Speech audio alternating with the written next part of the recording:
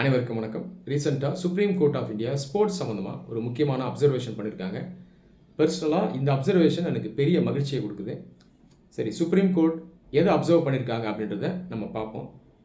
Honourable supreme court என்ன சொல்லியிருக்காங்கன்னா, sports அப்படின்றத ஒரு டூலாக யூஸ் பண்ணி, அதாவது ஒரு கருவியை யூஸ் பண்ணி இந்தியாவில் இருக்க மக்கள் மத்தியில் ஒற்றுமையையும் சகோதரத்துவத்தையும் நம்ம கொண்டு வரணும்.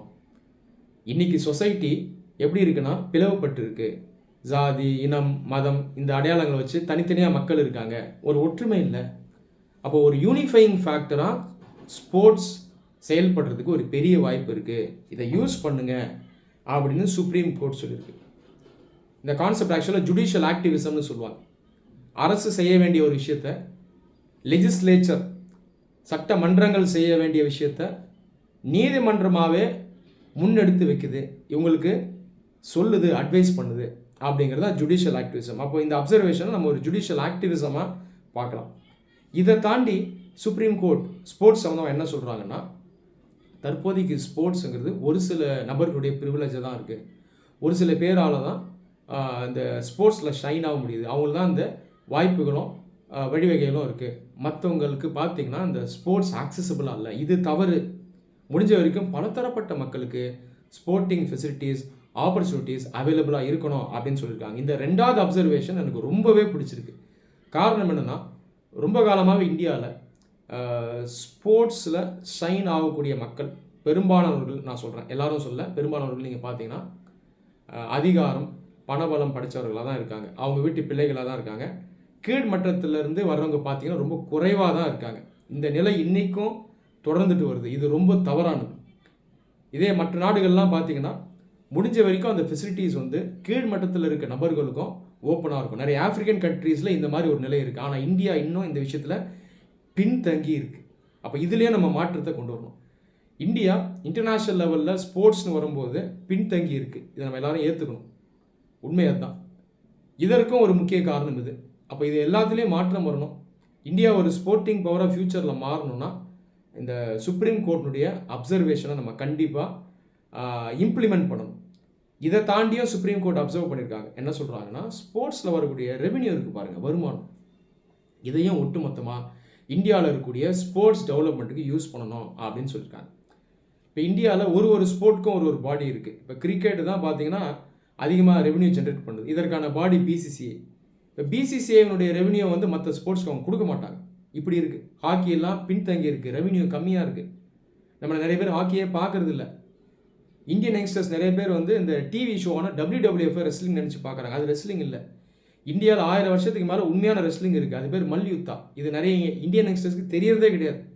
இப்படி ஒரு நிலை இருக்குது. இதுக்கெல்லாம் முக்கிய காரணம் வந்து பார்த்திங்கன்னா ரெவென்யூ ரொம்ப முக்கியம். அப்போ அந்த ரெவென்யூவும் நம்ம முடிஞ்ச வரைக்கும் ஒட்டுமொத்தமாக ஸ்போர்ட்ஸ்க்கு நம்ம அதை டிஸ்ட்ரிபியூட் பண்ணணும் அப்படின்னும் சுப்ரீம் கோர்ட் சொல்லியிருக்கு. இந்த அப்சர்வேஷனும் ஒரு அற்புதமான ஒரு அப்சர்வேஷன். நான் சுப்ரீம் கோர்ட்டுக்கு இந்த தருணத்தில் என்னுடைய மனமார்ந்த நன்றியை நான் சொல்லிக்க விரும்புகிறேன். இந்த ஸ்போர்ட்ஸுங்கிறது ஒரு அற்புதமான ஒரு டூலுங்க. இந்த ஸ்போர்ட்ஸ் மூலமாக சமூகத்தை மாற்றலாம், லட்சக்கணக்கான கோடிக்கணக்கான இளைஞர்களுடைய வாழ்க்கையில் ஒரு மாற்றத்தை கொண்டு வரலாம். பொருளாதார ரீதியாகவும் ஸ்போர்ட்ஸ் மூலமாக ஒரு நாடு முன்னேறும். அது இல்லாமல் இன்டர்நேஷ்னல் லெவலில் ஒரு நாட்டினுடைய ஸ்டேட்டஸை ஸ்போர்ட்ஸ் வந்து அதிகமாக தூக்கி நிறுத்தும். உதாரணத்துக்கு சைனா எடுத்துங்க, இன்டர்நேஷ்னல் லெவலில் ஸ்போர்ட்ஸில் அவங்க நல்லா பெர்ஃபார்ம் பண்ணுறாங்க. சைனா இந்தியாவை கம்பேர் பண்ணது பல மடங்கு ஸ்போர்ட்ஸுக்கு ஸ்பெண்ட் பண்ணுது. சைனாவில் நிறைய ஸ்போர்ட்ஸ் பர்சன்ஸ் நீங்கள் பார்த்தீங்கன்னா ஸ்போர்ட்ஸ் கரியர் மூலமாகவே அவங்க நல்லா முன்னேறி ஸ்ட்ராங்காக போய் நல்லா ஏர்ன் பண்ணி அவங்க அந்த ஃபீல்ட்லேயே தான் பார்த்தீங்கன்னா கடைசி வரைக்கும் இருப்பாங்க. சைனாவை நான் ஒரு எக்ஸாம்பிளாக தான் சொல்கிறேன். சைனா வந்து இந்தியா மாதிரியே ஒரு வளர்ந்து வரக்கூடிய நாடு, தற்போதைக்கு நம்மளோட கொஞ்சம் ஸ்ட்ராங்காக இருக்காங்க. ஆனால் ஸ்போர்ட்ஸ்னு வரும்போது அவங்க எங்கேயோ போயிட்டாங்க, ஆல்மோஸ்ட் டெவலப்டு கண்ட்ரிஸ்க்கு ஈக்குவலாக போயிட்டாங்க. அப்போ இந்தியாவில் இந்த அளவுக்கு ஸ்ட்ரக்சரல் ப்ராப்ளம்ஸ் இருக்குது.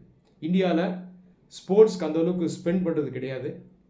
இரண்டாவது, இன்ஃப்ராஸ்ட்ரக்சர் உட்கட்டமைப்புன்னு வரும்போது stadium, mini stadium, Cheems, coaches இவங்கெல்லாம் பார்த்தீங்கன்னா அந்த அளவுக்கு அவைலபிளாக இல்லை. அதை தாண்டி சமூக ரீதியாக பார்த்தீங்கன்னா இன்னும் பெரும்பாலான ஃபேமிலிஸில் அவங்க பிள்ளைகளை ஸ்போர்ட்ஸ்க்கு அனுப்புறதுக்கு யோசிக்கிறாங்க. ஸ்போர்ட்ஸை கரியராகவே இன்னும் நிறைய பேர் விஷுவலைஸ் பண்ணல, அதில் நிறைய ரிஸ்க் இருக்குது. ஸ்போர்ட்ஸில் ஜெயிச்சா ஓகே, தோத்துட்டா என்ன பண்ணுறது, இந்த மாதிரி கேள்விக்குறிகள் இருக்குது. நீங்களே பார்த்துருப்பீங்க, ஸ்போர்ட்ஸை கையில் எடுக்க நிறைய பேர் ஏன் அடிக்கிறீங்கன்னு கேட்டிங்கன்னா ஒலிம்பிக்ஸில் வின் பண்ண போகிறேன் அப்படின்னு சொல்ல மாட்டாங்க. என்ன சொல்லுவாங்கன்னா கவர்மெண்ட் வேலை கிடைக்குன்னு சொல்லுவாங்க. அன்ஃபார்ச்சுனேட்டாக இப்படி ஒரு நிலை இந்தியாவில் இருக்குது. இது சாபக்கேடு, தவறு. இதை மாறணும், மாற்றணும். இதற்கு கவர்மெண்ட்டும் ஆக்ஷன் எடுக்கணும், பிரைவேட் செக்டரும் ஆக்ஷன் எடுக்கணும். அது நம்ம மக்கள் மத்தியிலையும் ஒரு விழிப்புணர்வு வரணும். இன்றைக்கி இந்தியாவில் லட்சக்கணக்கான யங்ஸ்டர்ஸ் போதை பழக்கத்துக்கு அடிமையாக இருக்காங்க. ஒரு ஆபத்தான நிலை இருக்குது. இந்த போதை பழக்கத்துக்கு அடிமையான இளைஞர்களை நீங்கள் ஸ்போர்ட்ஸ் மூலமாகவே மீட்டெடுக்கலாம். இதை தாண்டி ஜென்ரலாக ஸ்போர்ட்ஸ் பார்த்திங்கன்னா லட்சக்கணக்கான கோடிக்கணக்கான இளைஞர்களுக்கு கரியரை உண்டாக்கி கொடுக்கும், ஃபைனான்ஷியல் பேக்கப்பை உருவாக்கி கொடுக்கும். ஒரு நாடு எந்த அளவுக்கு ஸ்போர்ட்ஸில் ஸ்ட்ராங்காக இருக்கோ அது ஹெல்த்தியாகவும் இருக்கும். இந்த மாதிரி நிறைய பெனிஃபிட்ஸ் வந்து ஸ்போர்ட்ஸ் மூலமாக இந்தியாவுக்கு இருக்குது. எந்த அளவுக்கு நம்ம ஸ்போர்ட்ஸை ஒரு கருவியாக எடுத்து இதன் மூலமாக சமூகத்தை ஒன்றிணைத்து இளைஞர்களுக்கு நம்ம வாய்ப்புகளை கொடுத்து இந்தியாவை வேகமாக மேம்படுத்துகிறோமோ அந்த அளவுக்கு இது இந்தியாவுக்கு ஒரு பெரிய பலனை ஃப்யூச்சருக்கு கொடுக்கும். இதில் சுப்ரீம் கோர்ட் ஜுடிஷியல் ஆக்டிவிசம் மூலமாக இந்த கருத்தை முன்னெடுத்து வச்சுருக்காங்க. சுப்ரீம் கோர்ட்டுக்கு இந்த நேரத்தில் நம்முடைய நன்றியை செலுத்தணும். எந்த அளவுக்கு இதை நம்ம சாத்தியமாக்க போகிறோம் அப்படிங்கிறத நம்ம வெயிட் பண்ணி பார்ப்போம். நன்றி.